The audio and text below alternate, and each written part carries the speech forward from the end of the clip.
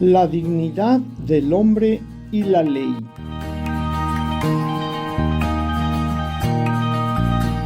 Queridos hermanos, por razones que no están ustedes para saber ni yo para contar, se me ha instruido releer el capítulo 6 del Evangelio de San Lucas. Este capítulo es parte de una tercera sección de este Evangelio que habla de las enseñanzas, milagros y revelación del Mesías. Los versículos 1 a 11 no forman parte de esta sección. Sin embargo, también tienen una enseñanza. Hablan del sábado.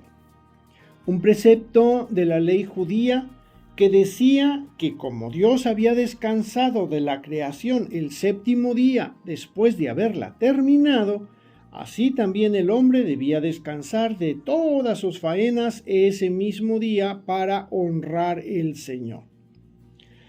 En tiempos de Jesús, los fariseos y otros líderes religiosos judíos tenían una interpretación muy estricta de las leyes del sábado. Por ejemplo, no se permitía hacer ningún tipo de trabajo, incluyendo cocinar, encender fuego o cargar objetos pesados. Jesús guardaba el sábado, aunque dándole una interpretación muy personal, ya que el Hijo del Hombre es Señor del sábado. Y según esto, se permitía y hacía algunos comportamientos que en opinión de algunos rabinos suponían una violación de la ley. Pero escuchemos este pasaje para entenderlo mejor.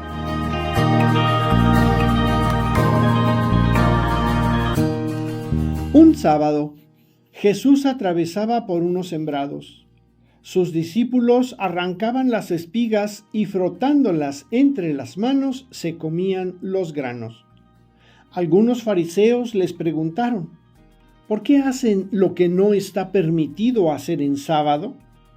Jesús les respondió, ¿no han leído lo que hizo David cuando él y sus compañeros sintieron hambre? ¿Cómo entró en el santuario y tomando los panes de la ofrenda que solo pueden comer los sacerdotes, comió él y dio de comer a sus compañeros? Y les dijo, el Hijo del Hombre es dueño también del sábado.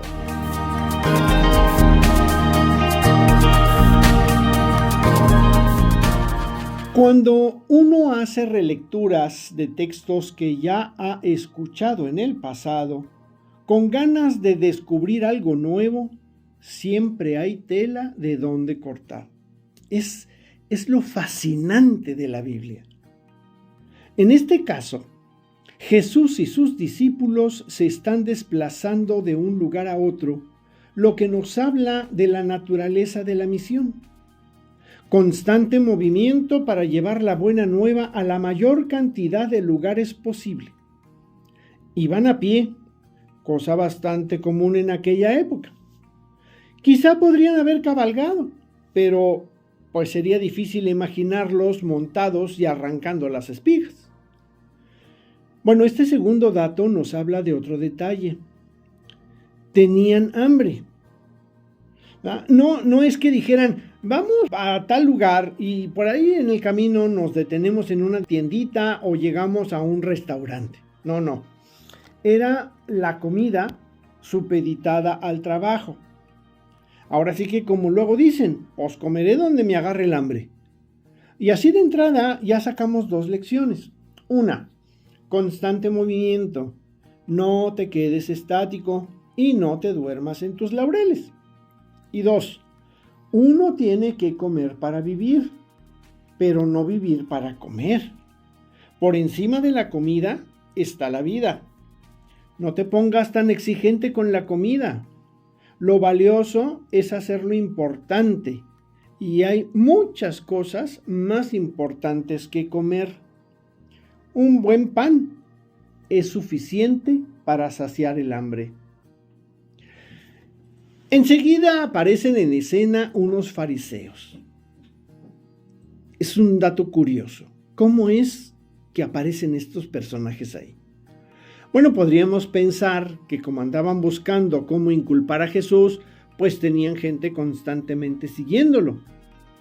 Visto así a ojo de pájaro, pues uno puede pensar que casualmente pasaban unos fariseos por el campo en cuestión cuando precisamente los discípulos arrancaban espigas. Pero no sería prudente que los discípulos actuaran así en presencia de los fariseos. Entonces, me gusta imaginarlo así, los que pasaron por el campo arrancaron las espigas y al salir encontraron un lugar donde sentarse a desgranar las espigas. Un rato de descanso en medio del trabajo. Con esto también evitamos caer en los extremos.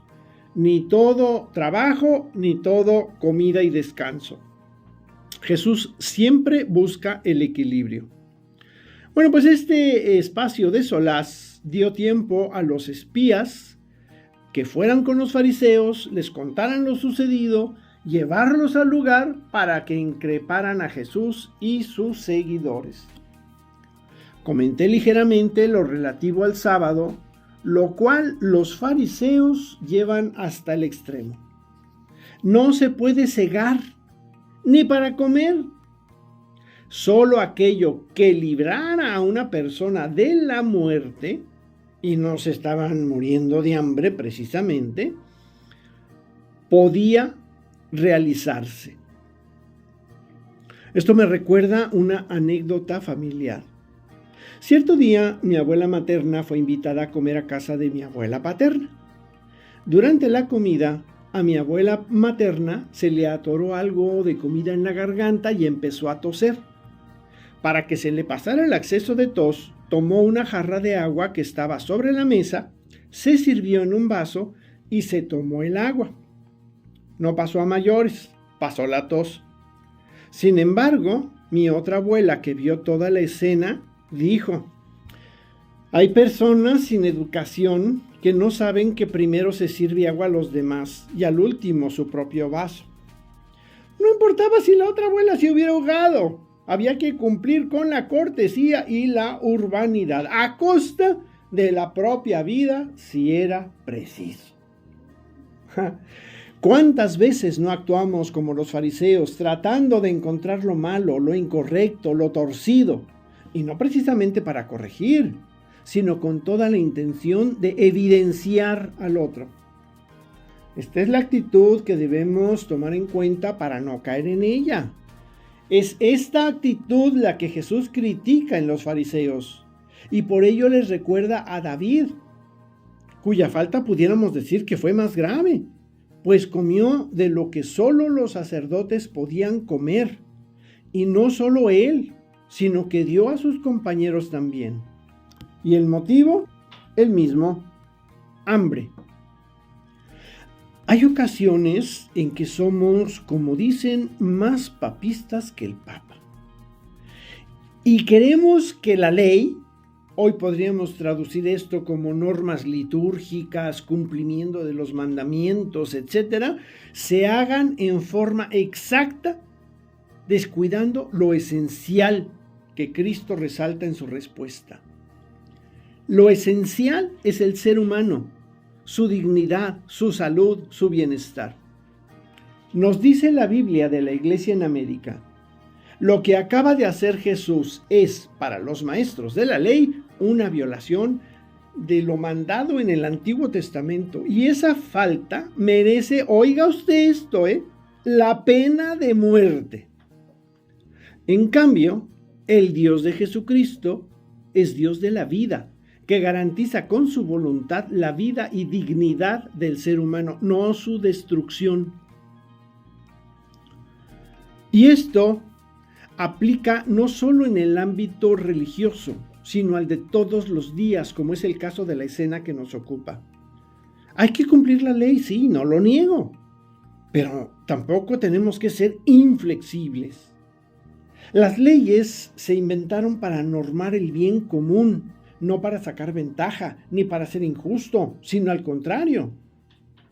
Esto me recuerda a la ocasión cuando iba a nacer un hijo mío, el más pequeño, que iba yo conduciendo con mi esposa en el trabajo de parto y me pasé un alto. Me alcanzó un agente de tránsito en motocicleta y cuando le di la razón por la que lo había hecho, pues no solo no me multó, sino que me escoltó hasta el hospital. Ese bendito hombre tenía claro este concepto que Jesús nos enseña el día de hoy. A veces es necesario romper o saltarse una norma en bien del ser humano. He ahí la explicación a la frase con la que el maestro cierra esta pericopa. El Hijo del Hombre es dueño también del sábado. Vale la pena preguntarnos cuántas veces actuamos como el agente de tránsito o cuántas como lo hizo mi abuela paterna. Soy Jorge Cervantes del Instituto Bíblico San Jerónimo. Hasta la próxima.